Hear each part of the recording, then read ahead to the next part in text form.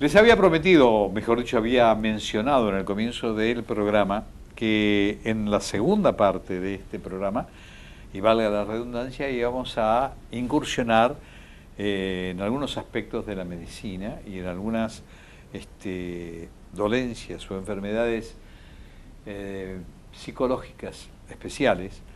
Y entonces, dada la sociedad que nos toca vivir, es como que a lo mejor ha proliferado el desarrollo de este tipo de enfermedades. Y entonces hemos convocado al doctor Eduardo Leiderman, que es especialista en psiquiatría y doctor en psicología, quien nos va a hablar y nos va a clarificar conceptos respecto de todo este tema que es tan trascendente, tan importante. Gracias, doctor, por estar con nosotros. Gracias por la invitación. Pero por favor, es un gusto. Hablemos un poco, antes que nada, de lo que es esta investigación, porque usted es coordinador del programa de esquizofrenia y de ahí investigación de la ONG Proyecto Suma. Sí. ¿Qué es esto? La realidad, Proyecto Suma es una ONG que formamos un grupo de profesionales, médicos, psicólogos, interesados en la asistencia y la rehabilitación de personas con padecimientos mentales. Entonces hacemos tanto asistencia individual, ya sea en consultorios externos, hospital de día, como si también hacemos lo que se llama psiquiatría comunitaria, es decir, salidas a la comunidad, propendiendo justamente a la rehabilitación y resocialización de personas que por distintos motivos psicológicos o psiquiátricos no están tan habilitadas. Ahora, yendo específicamente al tema, primero, aspectos generales. ¿Son recuperables los enfermos psiquiátricos? Sí. El concepto de recuperación es un concepto que ya está hace tiempo, pero en los últimos años ha tenido una mayor difusión y tiene que ver no con la curación, digamos, sabemos muy bien de que muchísimas enfermedades, es decir, hay muy pocas que realmente se curan, pero muchas son tratables y recuperables. ¿Qué quiere decir eso? Que la persona, aún teniendo la enfermedad, puede lograr tener una vida normal, una vida en sociedad. Porque justamente en el caso de la esquizofrenia, es una enfermedad que ataca, digamos, el instinto gregario. Digamos, las personas en general se aíslan. Y sabemos muy bien que todas las personas necesitamos de otras para poder vivir, en la interacción, digamos, eso signa nuestra vida y por ello es tan importante lograr la resocialización de estos pacientes. Usted sabe que esto me hace acordar a la ciencia política, cuando estudiábamos en su momento. Aristóteles decía que el hombre es un hombre político, tiene que vivir en sociedad, salvo que sea un dios o una bestia. Y esto trae a colación esto que estamos hablando. ¿Cuáles son las características de la esquizofrenia? Sí. Básicamente hay tres grandes grupos de síntomas o de alteraciones. Un grupo de síntomas que se llaman síntomas positivos, es lo que nosotros conocemos normalmente como psicosis, que es la presencia de ideas delirantes. Las ideas delirantes son ideas erróneas, producto de un juicio alterado, que condicionan la conducta y que son irreductibles. Es decir, que aunque uno le muestra los datos de que prueban que no es así lo que la persona cree, igualmente lo sigue creyendo. Y por otro lado, alucinaciones, que son percepciones sin objeto. Por ejemplo, escuchar voces cuando no hay nadie que esté hablando o ver visiones, ¿no? Estos son los llamados síntomas positivos.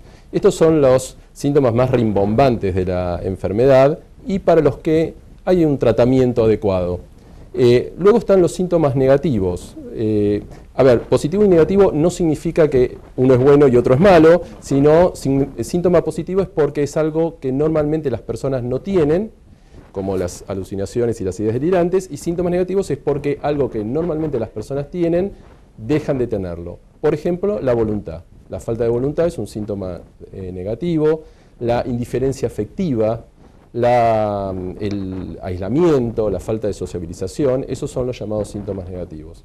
Y por último, digamos, tenemos también las alteraciones cognitivas. Las personas con esquizofrenia están aquejadas también con alteraciones en la atención, en la memoria, en las funciones ejecutivas, es decir, la posibilidad de planificar una acción. Esos son los tres grandes grupos sintomáticos de la enfermedad. Ahora, una pregunta. ¿Es se adquiere, es decir, la enfermedad sobreviene o tiene connotaciones hereditarias también?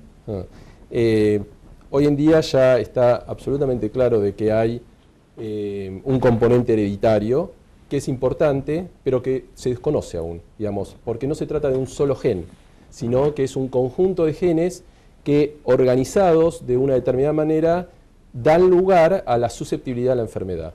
Y después pueden producirse eventos a lo largo del embarazo, digamos, de la concepción y de la vida, que pueden dar como a lugar a esta enfermedad.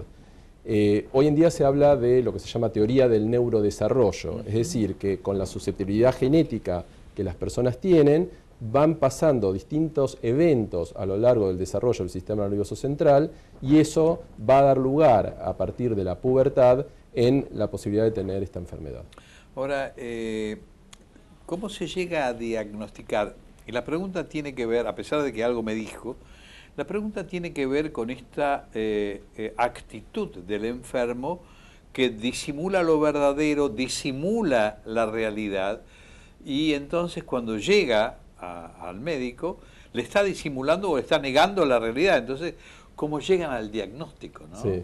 El diagnóstico, y esto también es importante remarcarlo, aún hoy, año 2014, sigue siendo con la entrevista psicológica o psiquiátrica. Es decir, los estudios biológicos sirven, digamos, son complementarios, sirven para descartar otras patologías, pero el verdadero diagnóstico se hace en una entrevista, en una charla que uno tiene con el paciente y con sus familiares.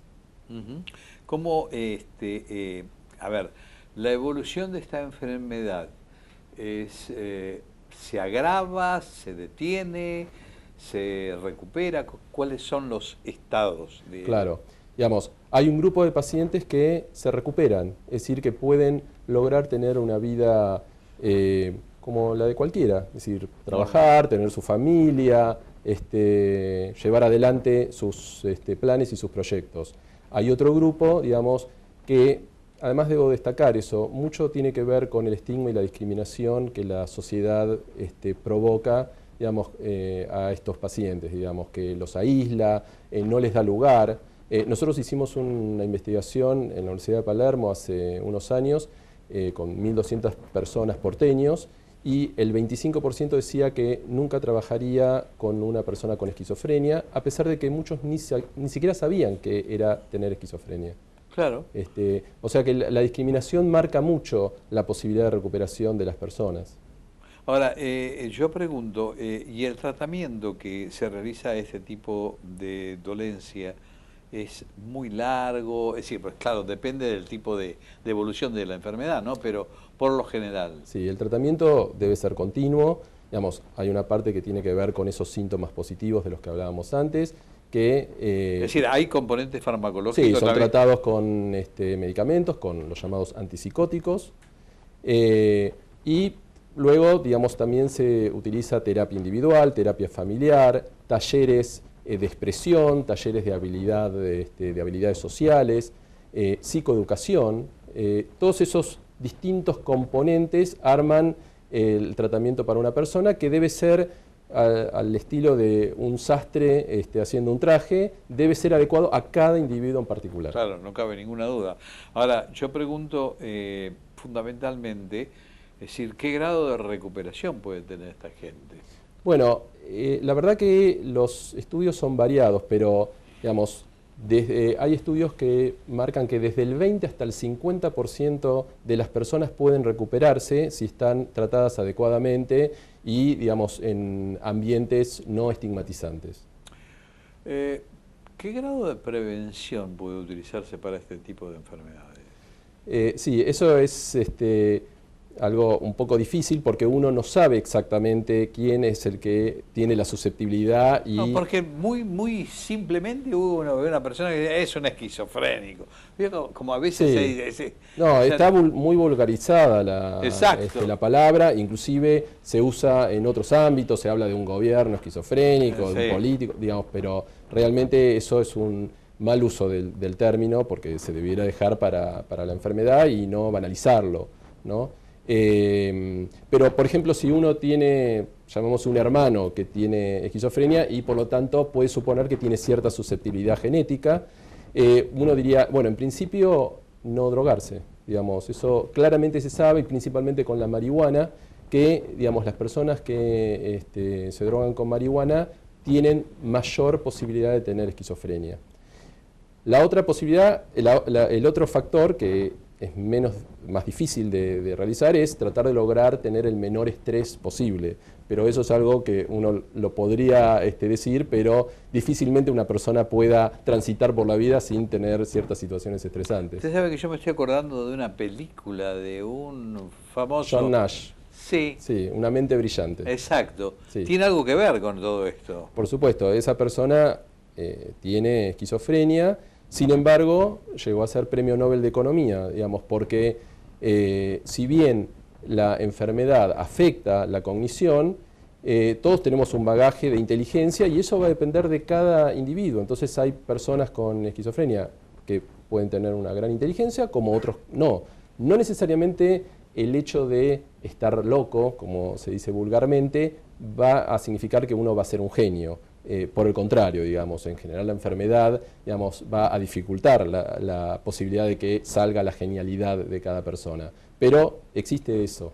O sea, es fundamental también el grado de participación del enfermo para su recuperación. Esto es fundamental, ¿no? Sí, eso es muy importante y debo decir que también es un problema porque en general las personas no tienen insight de lo que les está pasando y entonces a veces cuesta convencerlos y eso es un tema que se trabaja mucho con las familias porque ellos deben ayudar a la persona a concurrir a sus tratamientos en muchos casos. Claro, pero de todas maneras el esquema está en que al tener este tipo de enfermedad con alucinaciones y todos estos problemas, a lo mejor ven en el entorno familiar, ven enemigos, ¿no? Como para que afectan su desarrollo, al estar tan metido dentro de lo que es su enfermedad. Sí, un tipo de idea delirante es la idea paranoide, es la idea de persecución, de que alguien le quiere hacer daño en el caso de perjuicio. Pero bueno, estas ideas son tratables, digamos, no es que están allí para quedarse. Pueden irse o puede la persona finalmente por ahí seguir teniéndolas, pero ser indiferente a ello. ¿Qué otras connotaciones o enfermedades son sistemáticamente parecidas a la esquizofrenia y a ustedes les permiten, es decir, no les permiten llegar a un diagnóstico así adecuado? No, bueno, una de las controversias que hoy en día se sigue trabajando mucho es que hay veces con el trastorno bipolar, a veces es difícil el diagnóstico diferencial y solamente se va a poder hacer con la evolución, viendo qué pasa a lo largo de la vida, si la persona tiene episodios maníacos, episodios de aceleración o de depresión, lo cual va a conllevar a un diagnóstico de trastorno bipolar, o si la persona tiene indiferencia afectiva, falta de socialización y que va a llevar más a el diagnóstico de esquizofrenia. Ahora, en el caso de la enfermedad bipolar, no se nota tanto como en el caso de la esquizofrenia, ¿no? Sí, en ese sentido la esquizofrenia es una enfermedad que puede traer muchos más inconvenientes en la vida de la persona, pero debo decir que en personas con trastorno bipolar también hay un porcentaje que tienen alteraciones cognitivas y que pueden tener una vida, la verdad, muy alterada, digamos, por esto. Le hago la última pregunta y tiene que ver con el aspecto de si hay algún porcentaje que se ha establecido de gente recuperada y gente que no se puede recuperar. Sí, por eso le decía, hay un estudio que se hizo de la Organización Mundial de la Salud en donde vieron, porque de hecho la esquizofrenia es una enfermedad ubicua, está en todas partes del mundo, un 1% aproximadamente de la población mundial, y en ella se encontró que hasta el 50% podía recuperarse, pero la posibilidad de recuperación dependía mucho del medio. Los medios rurales, por ejemplo, propenden a una mayor recuperación que medios urbanos.